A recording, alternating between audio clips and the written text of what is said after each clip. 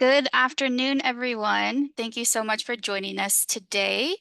Today's webinar is Why Trauma-Informed Lawyering Matters, presented by Debbie Silberman. My name is Cassie Seaton, and I am the Outreach Director at Strip Matter Law. We were founded in 1945 in Hoquiam, Washington, and we are proud to continue to serve the community where our story began, while also operating our main office here in Seattle.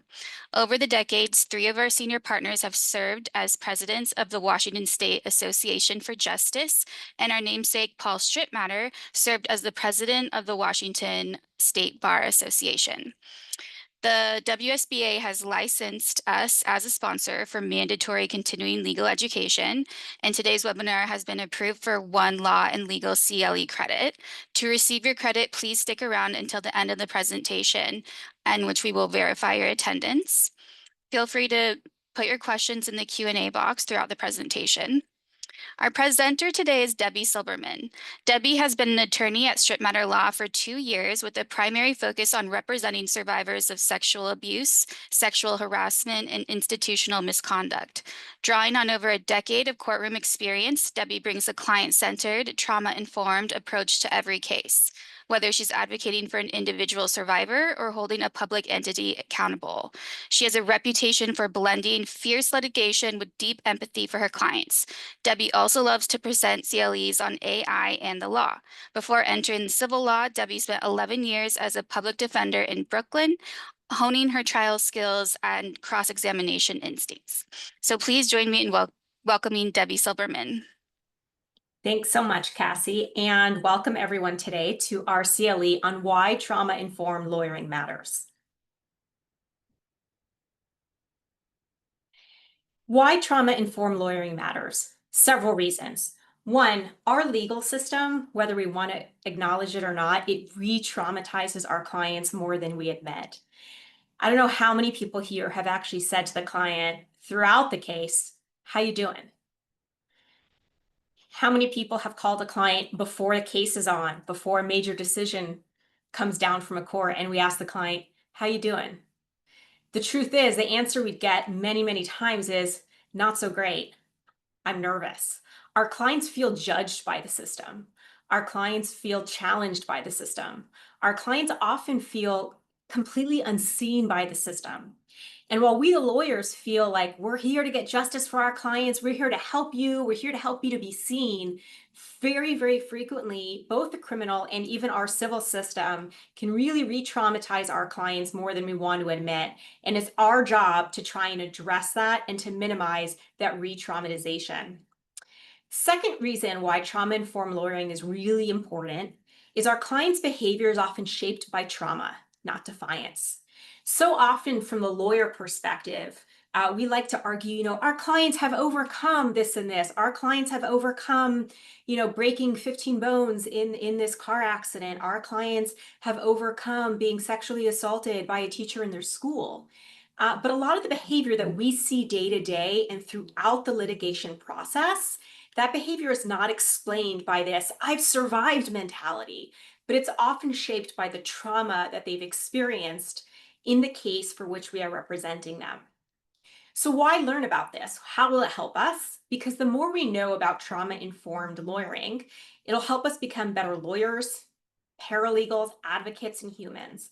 I find that taking a trauma-informed approach to every one of my cases, not just better for the client, it's much, much better for the case. And ultimately, at the end of the day, it is about your client. And I do think we have an ethical obligation as attorneys to not re-traumatize our clients and to make the process as smooth for our clients as we possibly can. So what are we going to cover today? First, we all seem to think we know what is trauma. It's important to go back to the basics, back to the definition of what is trauma and why it matters in our practice of law. We're going to go over 6 principles of trauma-informed care. We're going to go over how to apply these principles to intake, discovery, trial, prepping our clients, how to avoid ethical pitfalls and traumatization of our clients, and finally, we'll do some Q&A, and I'd love to hear your thoughts after going through this CLE on how this may change your practice, things you hadn't thought of before, but now you think you may employ, and we'll take it from there. Most importantly, I want to emphasize we are not therapists, we are not social workers. Very often, as a public defender, it often felt like I was blurring that line between a social worker and a therapist, but we are neither. We are attorneys. And as attorneys, we're here to avoid harm and to earn trust, to make our advocacy more effective. So as we go through this CLE, please do not confuse me saying, you're here to learn how to therapize your client. That's not it. We're here to understand the role trauma plays and how to become a trauma-informed advocate. So what is trauma? Well, we all know, those familiar with it, it's a deeply distressing or disturbing experience. And trauma can result from a single event. It can result from a series of multiple events or a set of circumstances, such as a circumstance to which you were born, a set of circumstances as in being in an accident. That was a set of circumstances. And trauma really can affect us physically or it can affect us emotionally. It can have a short-term harm, a short-term threat, or a long-term harm, a long-term threat. And very often, trauma has a long-lasting effect on the person who's experienced that trauma. One important thing to note is traumatic events can be experienced by one person. They can also be experienced by a family. Many of our cases involve more than one client. Those clients have suffered through that trauma together. An entirely community or an entire culture can experience trauma. Our office had the privilege of representing over 50 protesters who were victims of excessive force by SPD. That was an entire group of people who experienced traumatic events together. How prevalent is trauma? Sadly, it's more prevalent than you might think. According to the CDC, among US adults from all 50 states and DC surveyed between 2011 and 2020, 2/3 of all US adults reported at least one ACE, which is an acute childhood experience, and 1 in 6 of all US adults reported 4 or more acute childhood experiences. That is really, really significant. And as we know, in civil law, we deal with what we call the eggshell plaintiff. Very oftentimes, our clients will react to something that happens, not necessarily because of what happened in that moment because of the underlying case, but something that happened to them earlier. And for those who do a lot of sex abuse casework, happens very, very frequently, where I would say it's more infrequent than not than a client I represent in a sex abuse case has had a prior sex abuse history. And certainly these statistics would support that. And so it's really, really important to know that many of our clients, what they're experiencing when they come to us may not just be an experience in isolation, but in an experience that is being affected by a prior trauma.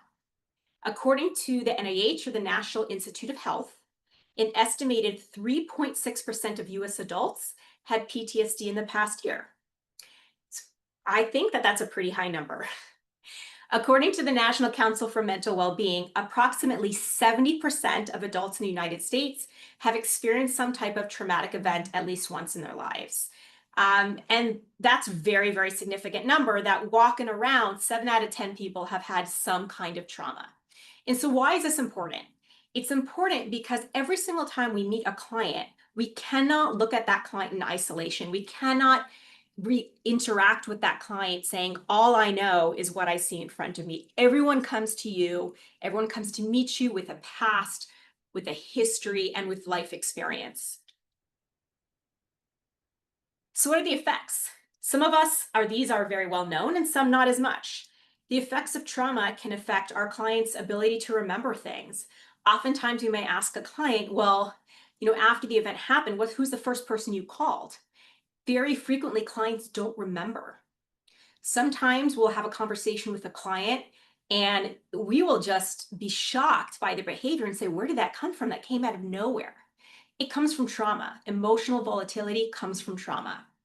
Avoidance. How often have we had clients that we've said, geez, I've called them 3 or 4 times. I'm the one who's helping them. How are they not taking my call? I'm trying to do good.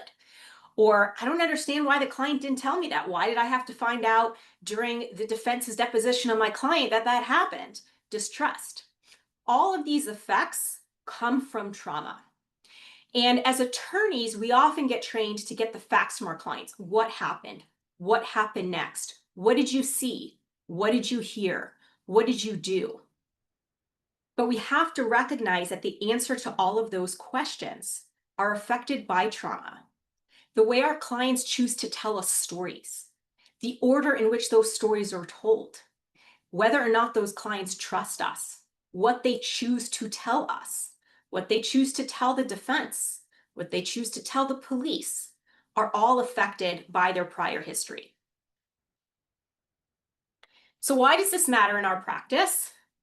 Very often, we've all had clients who sometimes shut down during depositions. We prep the heck out of them prior to a deposition.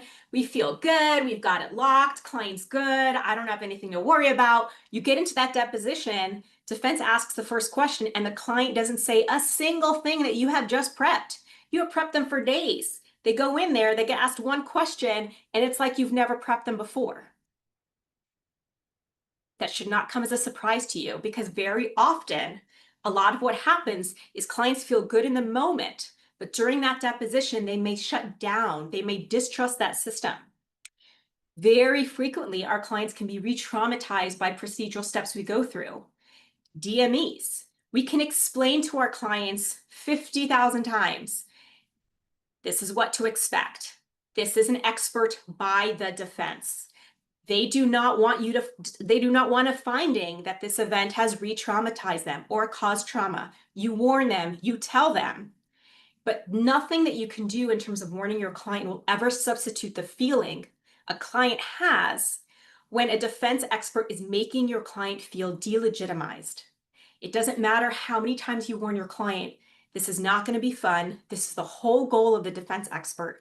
The minute they get in there and the defense expert begins to ask, well, why did you go back to that person?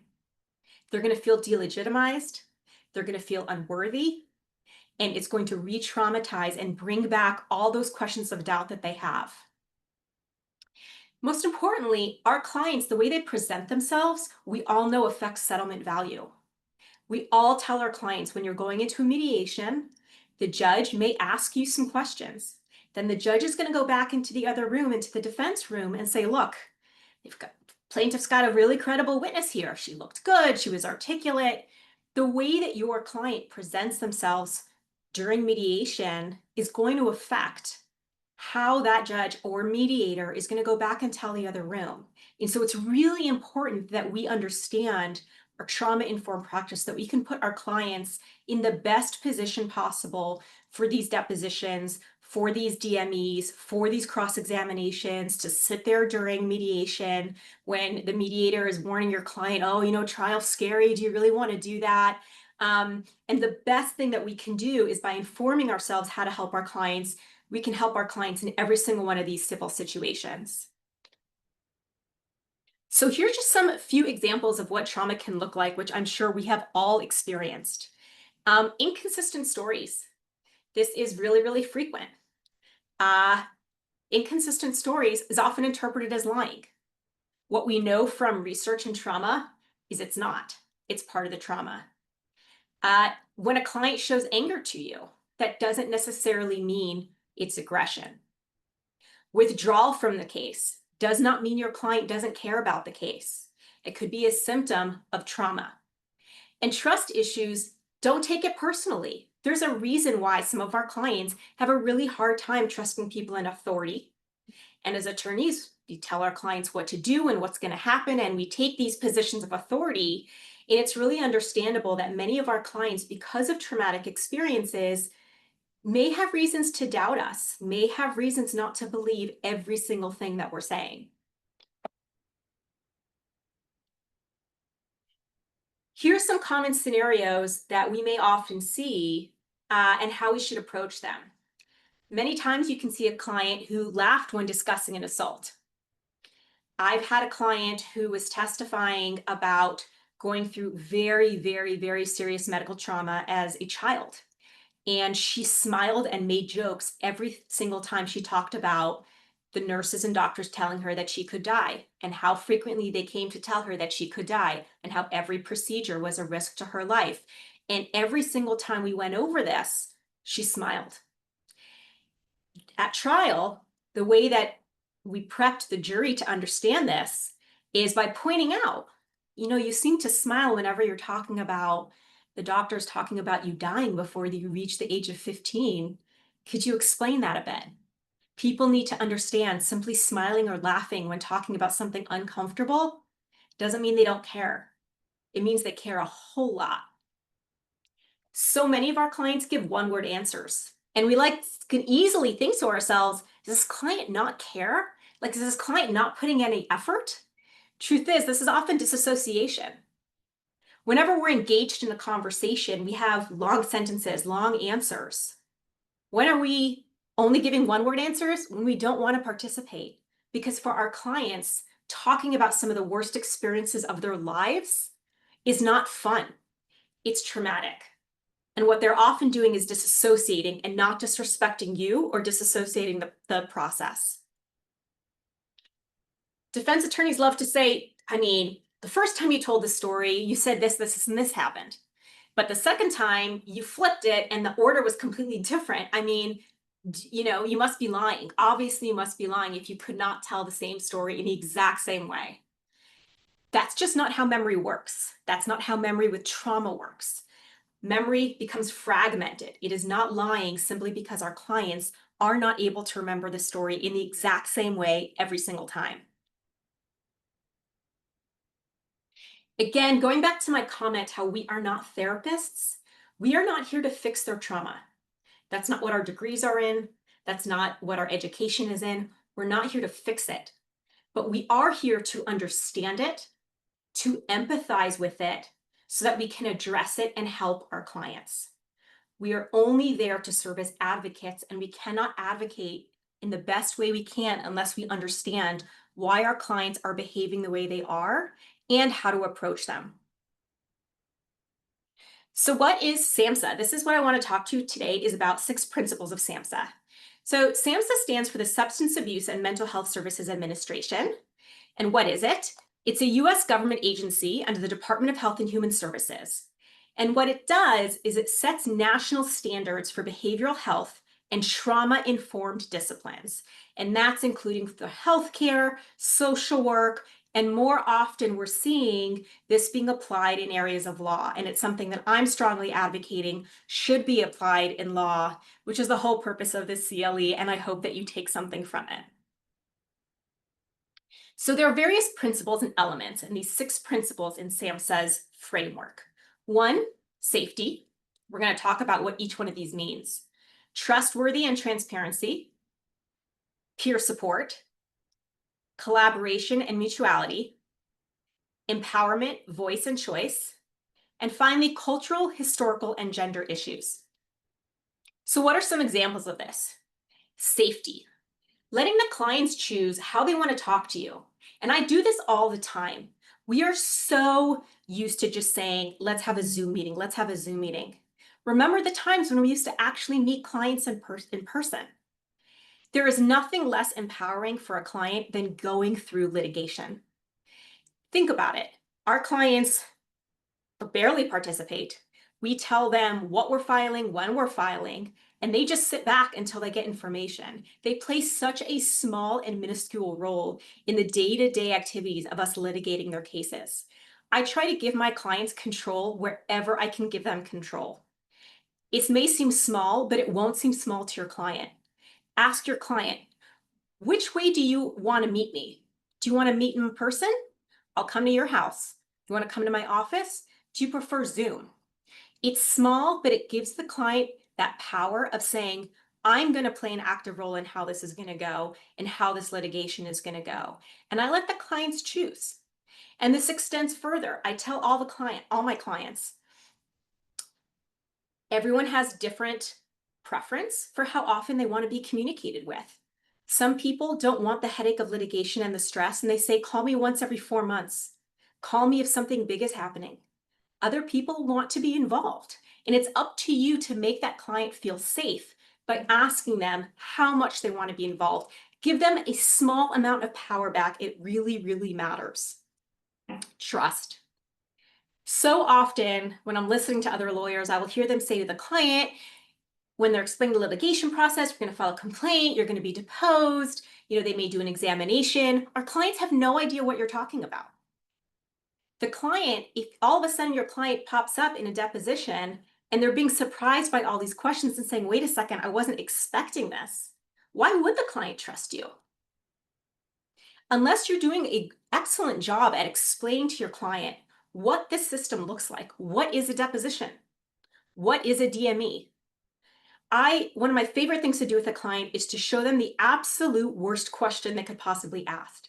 Because I love being able to say to them, this practice cross I'm going to do with you is going to be far worse than anything that you experience. That way, we're going to work through it together and there'll be no surprises. You have to build that trust with the client. It's going to make your case better. It's going to make your client feel better. Empower your clients. And part of that is doing with what we talked about safety, is giving them choices. One example that I put here was choosing who attends the deposition prep. Obviously, we don't want our clients in the presence of other witnesses because defense attorney is going to say who was with you during this deposition prep. But is there another attorney they're close to in the office? Is there a paralegal they're close to? Give them choices, make them feel powerful in the process. Collaborate with them. You have no idea the difference it makes to ask a client an answer you know the answer to. But when you say to the client, would it be okay if I told our social worker or I told the expert what you told me about A, B, and C? I think it's important that they know. The client's going to say yes because they want you to do what's best for their case. But by asking them, by giving them that control, by allowing them to play a role in the litigation, it allows them to feel like they're not nothing, like they're not just sitting on the sideline, but that they're playing an important role in litigating this case. Empower your client and give them a voice. Ask them, do you want to describe the events this way? As lawyers, we are so used to telling the story the way that we want to tell the story. Ask your clients, is this what it felt like the way I described? Tell your clients, I'm going to read this to you. Does it feel like this is what was going on for you, or did it feel differently? Give them a voice. It is their story. Allow them to tell their story. And finally, it's really important to identify the cultural and gender norms of their experiences. Do you feel that because of your race, the hospital treated you this way? You know, very often in medical malpractice cases, we see certain races not trusted by nurses and by doctors when they're complaining of pain. Ask your clients, acknowledge what is the obvious elephant in the room. Do you think the doctor would have believed you had you been white? Ask your client. They may not be comfortable enough to tell you. It's your job to ask. So how do we build that trust, that first principle? When we first meet that client, ask about preferred communication style. And I briefly touched upon this in the beginning when I always ask my clients, do you prefer a call? Do you prefer a text? Do you want to meet in person? Do you want to meet in Zoom? Let the client set the boundaries. How often do you want me to call you? Do you want me to include someone else in this call, in this text? So often, especially during an intake when we want to know if we even have a case, we want to know every single detail. And some details, like SOL details, are very, very important. In a sex abuse case, you don't need to know every single detail about what happened during a rape. They were sexually assaulted. That's enough for the beginning. You need to build that trust with the client. Otherwise, you're going to have a really hard time with that client and understanding that client throughout the rest of the case. And offering choices, that's something that we've already reviewed. Okay, discovery. How often, and this is a kind of one of my running themes, is when lawyers use terms that are such lawyeristic terms. Our clients don't necessarily know what discovery is. They don't know what a deposition is. They may have heard this in TV shows or in movies. You have to use plain English. Stop just using the legal words. Or if you use the legal words, what I like to do is say, first we have the discovery process. Let me explain to you what that legal term means, right? You may have heard the word deposition in Law and Order. Let me explain to you what that's going to realistically look like. Give them sample questions. Pretend to be the defense attorney. Help them understand what that's going to look like. Something that I addressed is practicing the hard questions. Have your client feel prepared. They are nervous as heck before getting cross-examined because most often our clients envision like a TV scene where they're going to be yelled at and cross-examined violently, and that most frequently doesn't happen. I mean, defense attorneys are just not that good, first of all.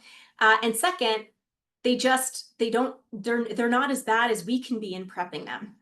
And I always ask every client when it's finished, who was worse, me or them? And they always say you were way worse. That's a good thing. That means that your client went in there prepared and they got to go in there feeling confident. They never feel confident going into those cross examinations because they're not lawyers. They don't want to be asked about some of the worst experiences of their lives. But if you practice that with them, they're going to go in feeling confident that they trust you, that you have their back. Validating.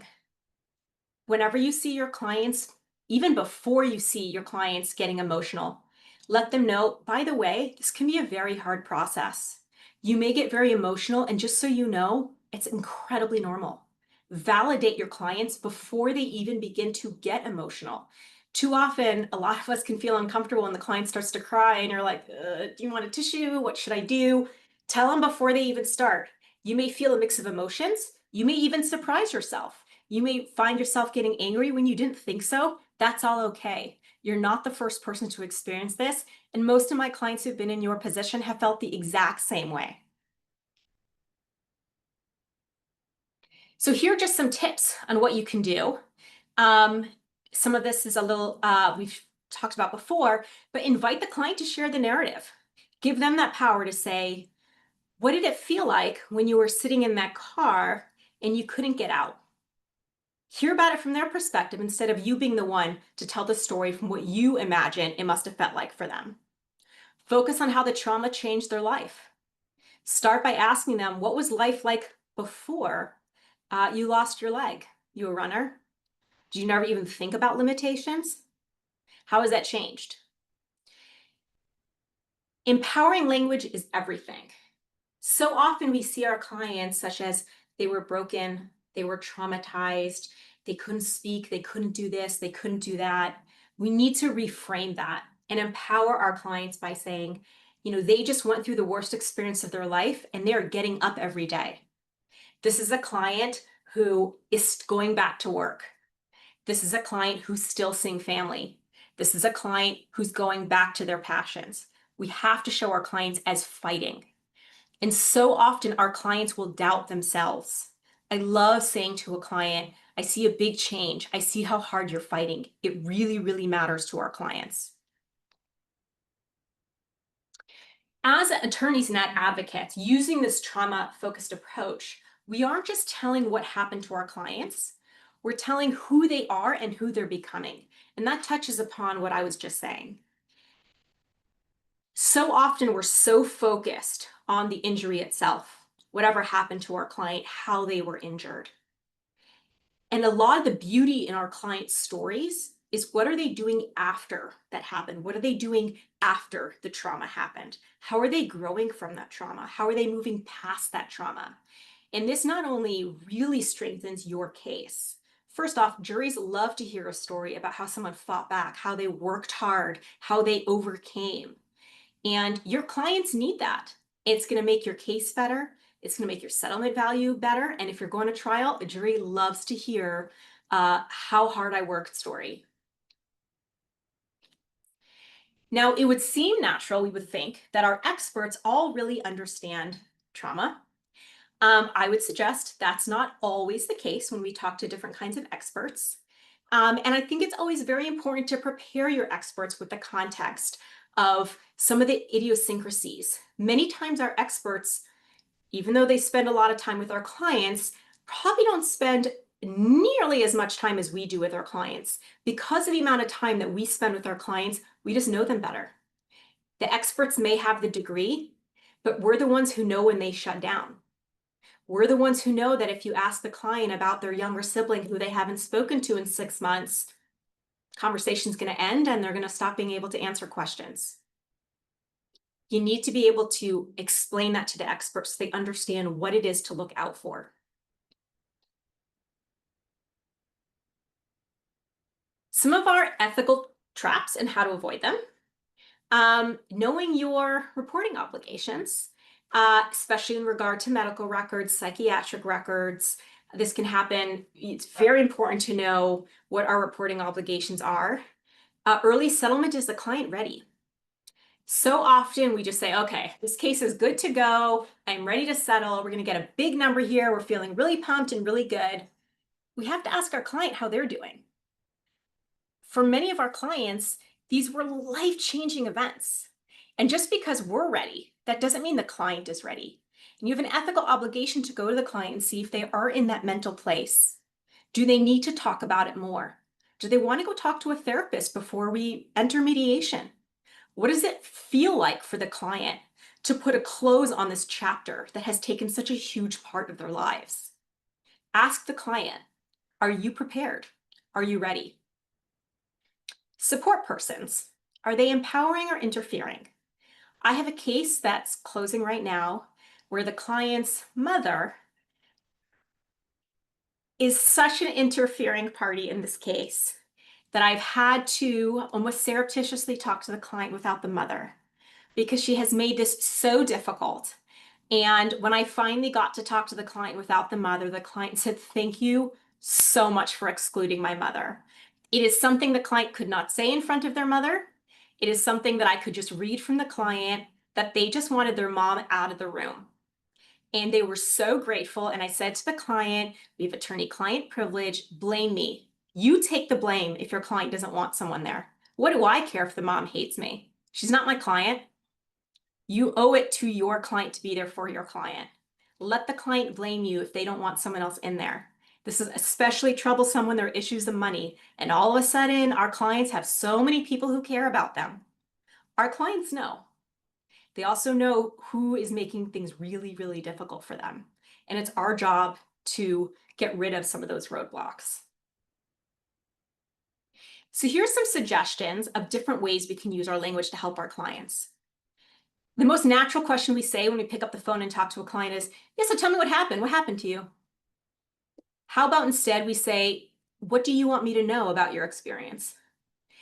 It may seem small, but in rephrasing the question that way, "What would you like me to know?" we are empowering that client. We are saying, this is your choice. What do you want to tell me? How do you want to tell me? You pick where to start.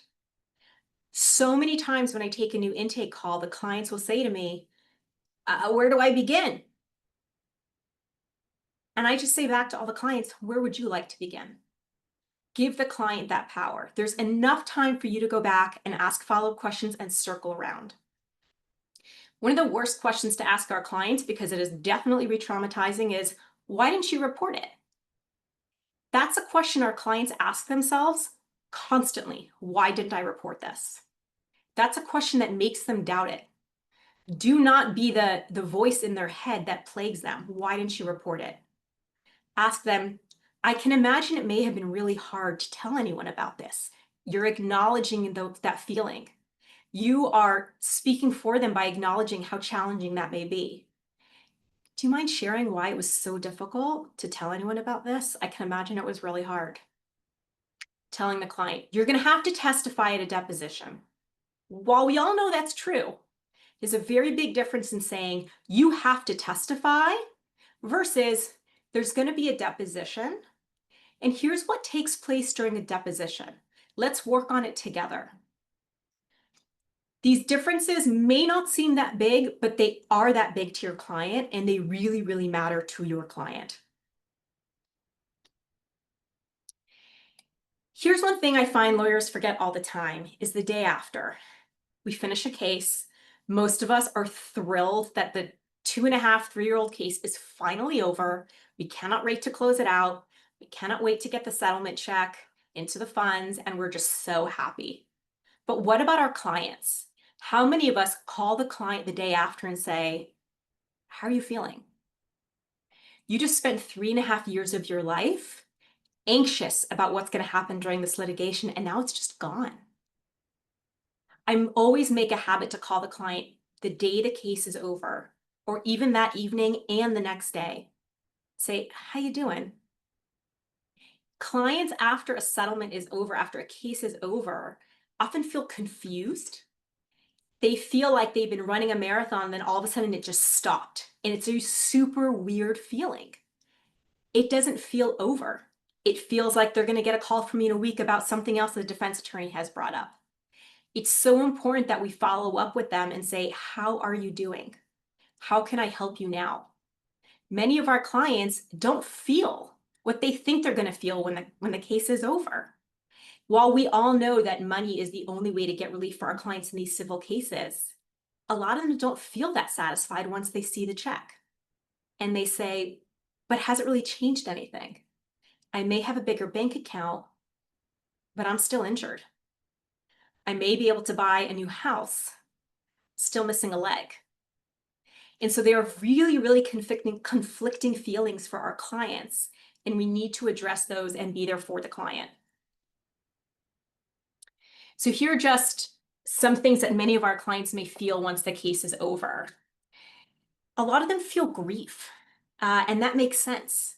It's finally this just chapter of their lives is closed, and they don't really know what to do with it. They're confused about what happens next. They're going to wake up the next day and say, so it's just done? Like 3.5 years of litigation and calling my attorney and being deposed and be examined, and maybe we're going to trial and we're negotiating, and then it's just completely done. And as I said earlier, a lot of them will doubt that justice was served, especially in the context of a lot of my sex abuse cases. A lot of the clients just aren't happy. For many of these clients, it was never about money. And outside of the sexual assault context, this is also very common because we all know that in 99.9% of the cases, the defense is going to demand a confidentiality agreement. And the clients will turn to us and say, but no one's going to know what they did. Or, so you're saying that they can just get away with this again? Or what's really going to change just because they wrote me a check? And these are really deep feelings that our clients have, and it can really lead to depression for a lot of clients of, I thought that surely when this was over, I was going to feel better, and then they don't. And then they don't know what to do with those feelings. For a lot of our clients, having this litigation, it gives them a form of orientation. It gives them structure in their lives. They have something to look forward to. They feel empowered. They feel like they're doing something. And then when it's over, a lot of them feel like they've lost that. So why does all of this matter? So often the legal process becomes a source of validation and routine for our clients. They wake up, they know I have on the 15th, I'm going to get a call from my lawyer because the judge is issuing a decision. All of a sudden, none of that's happening, and they can kind of feel a huge, huge loss. When we don't follow through and we're not sensitive to the trauma that our clients have experienced, we become really insensitive to the effects that our actions or lack of actions have on our clients. So what does a trauma-informed practice look like? Next day check-in the day after. A clear explanation of the next steps. After every single conversation, say to your client, here's what happened today. Here's what the next steps are going to look like. This is especially true at the end of a case when you say to a client, just because it's the end, it doesn't mean it's the end. We're going to have to sign all these papers. You're going to have to wait for checks. Sometimes defense attorneys don't get you the checks as often as as quickly as they say they're going to. Very often, they're not going to get you the check despite the date that's written in your agreement at the end. And the clients will be like, oh, they're just trying to screw me again. And you're like, no, no, no, they're getting it to us. This is what's happening. But you have to provide information to your client. And finally, give your client the space to talk about what this means to them, not just financially, but also personally. Now that this case is over, how does it feel? What are the next steps? What are you going to do to make this mean something? Very importantly, closure doesn't happen just because they have signed the settlement agreement.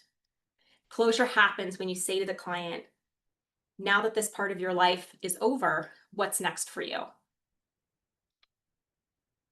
So now I want to ask and open this up to everyone watching. You have the chat open. What's one way you think you might change how you meet with your clients after today? What is something that you think you haven't done in the past, but you might start to do now after watching this CLE? Anyone wants to suggest something in the chat of how they may change something, feel free. Or if you have any questions about any of these approaches, please message on the chat.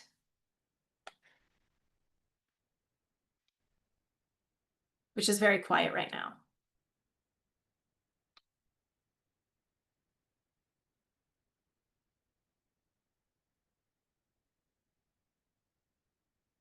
Or any questions?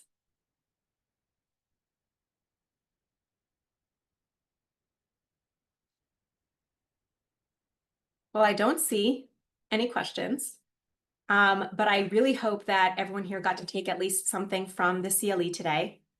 I hope that the CLE will make you pause and think, how can I be more empathetic to my client? How can I be more sensitive to what they've been through? How will my actions make this an easier experience for them? Thank you, George, for sending a comment.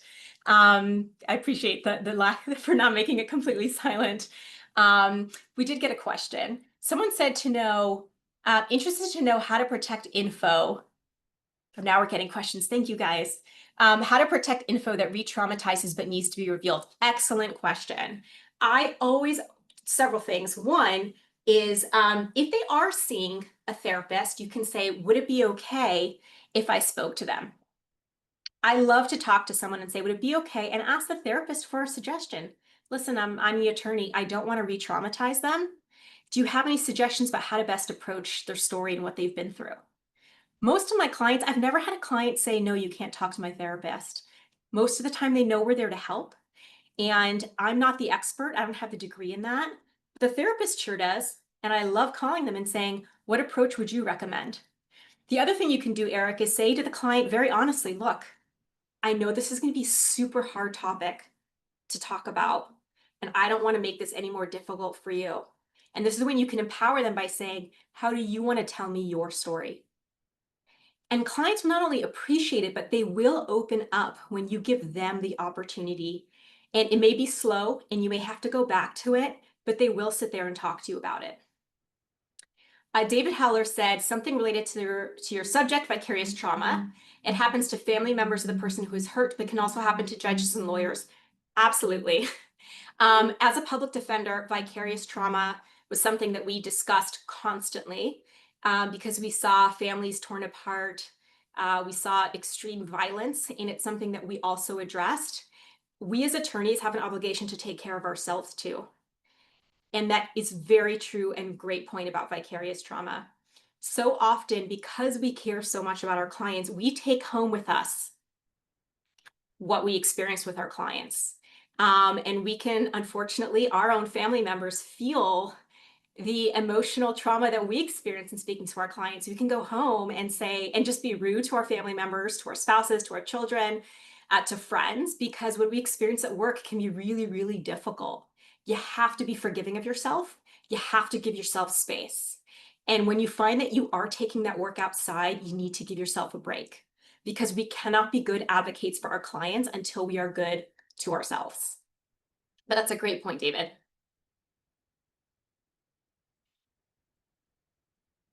Someone asked, do you have any advice or sources of advice on how to examine or cross-examine a person who has experienced trauma that helps them? Basically, I assume it means to not re-traumatize the client. Well,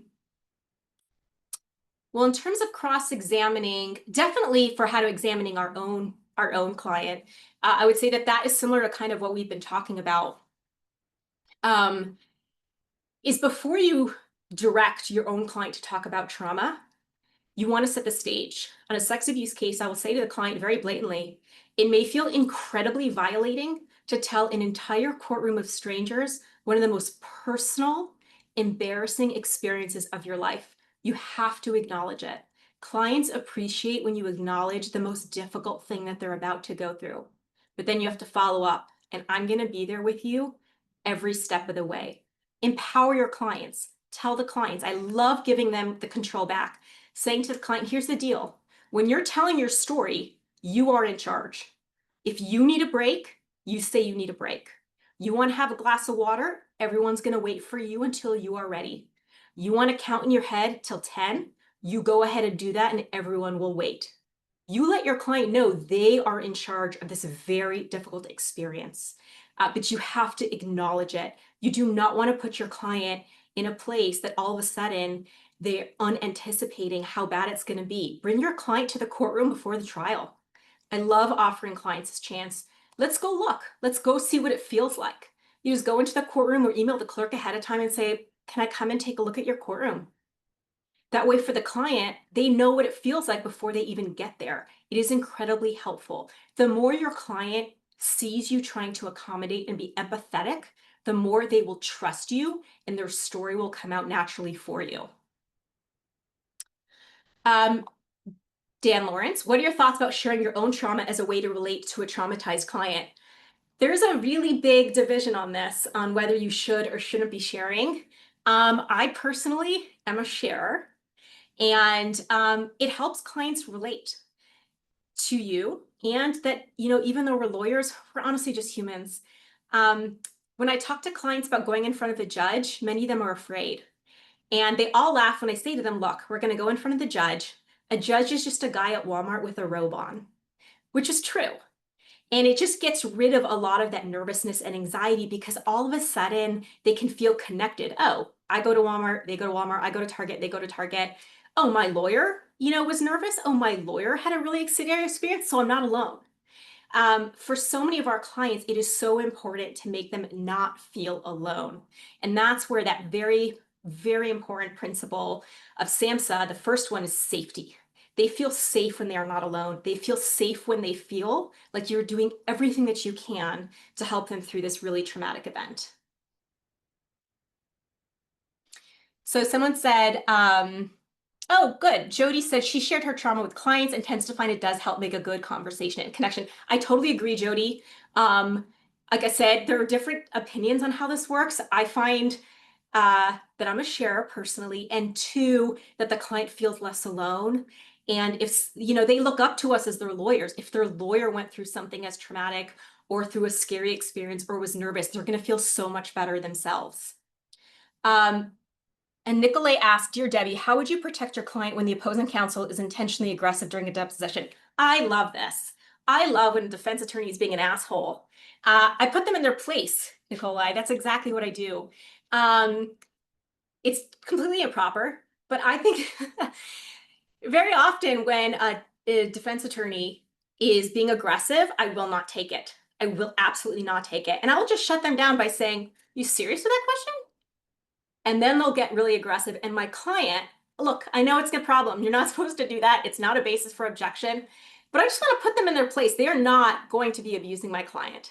And one thing that I've loved to do at the end of depositions, which I've started to do recently, but I do a lot more now, is I say to the client, I heard the defense attorney asking you why you didn't yell stop. What did it feel like sitting in this deposition on a sexual assault case when the defense attorney was asking you why you didn't yell that way? And every client is just like, I know where she's going. And it gives them an opportunity to say, it made me feel re-victimized and it made me feel like shit. And every time I've done that, where I've given the client the opportunity to say, what did it feel like when the defense attorney was asking you this demeaning and this horrible question? Clients love it. They always call and say, thank you for having my back. And I want to teach that defense attorney lesson. Don't fuck with my client. I'm going to come right after you. Make them regret it. And Dan Lawrence, the lawyer when sharing trauma does need to be clear that the purpose of the sharing is to demonstrate empathy, not to make the conversation about the lawyer's own trauma. That is correct. Thank you so much, Dan. It is never about us. That is something we always, always have to remember. That it's never about us. It's always about the client. Any last questions or thoughts that people want to share with the group? I appreciate everyone for sending along a comment or a question. You're also welcome to email me to have if you want to have a longer conversation. I'm happy to talk about this. I'm very, very passionate about this subject. Eric says, I missed one above. Which question did I miss? Oh, here we go. When a client doesn't want to see a therapist or get treatment, but it seems to the attorney like they could benefit from speaking with someone, how do you approach that with them while still protecting your relationship with the client?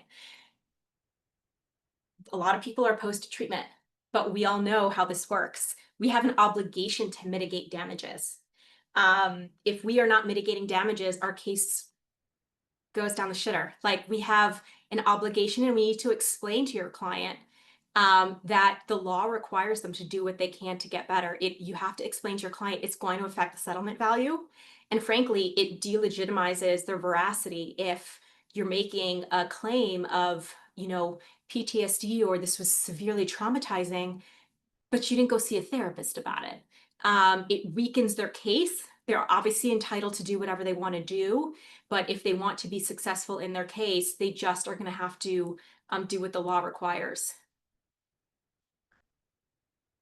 Did I miss any other questions? I'm not sure. Well, with that, thank you again, everyone, so much for coming. We really appreciate you coming to the CLE. Feel free to email or contact me in any form that you'd like. And thank you again, everyone, and have a great day. Bye.